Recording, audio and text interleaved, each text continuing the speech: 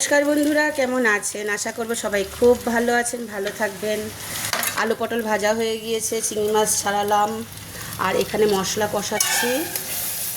পেঁয়াজটা আগে তো একটু ভেজে নিয়েছি, মানে বেটে নিয়েছিলাম, বেটে একটু কাঁচা ভাব কাটিয়ে জিরে, ধনে, আদা, টমেটো, লঙ্কা, নুন, হলুদ সব কিছু দিয়ে কষিয়ে নিলাম।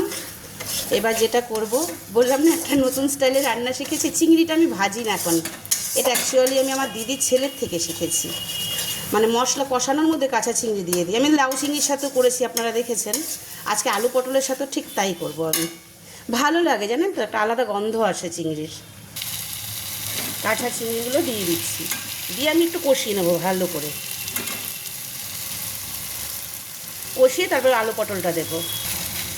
চিংড়িটা দিয়ে এরকমভাবে আমি আরও সুন্দর করে একটু কষিয়ে নিচ্ছি। এবার আলু পটলটা দিয়ে দেবো, দিয়ে আবার একটু ভালো করে কষাবো, কষিয়ে জল দেবো। এই যে পটলটা দিয়ে আমি আবার এরকমভাবে একটু সুন্দর করে কষিয়ে নিচ্ছি। এবার আমি জল দেবো। এবার একটু চাপা দিয়ে দেবো, নামানোর আগে একটু গরম মশলা দেবো, ব্যাস রান্না রেডি। আমার আলু পটল চিংড়ি রেডি। এইভাবে একবার বানিয়ে নেবেন, অসাধারণ খেতে লাগে, অসাধারণ। আর কিচ্ছু লাগবে না আপনাদের এটার সাথে। তাহলে আসছি, আবার পরের ভিডিওতে দেখা হবে, কথা হবে।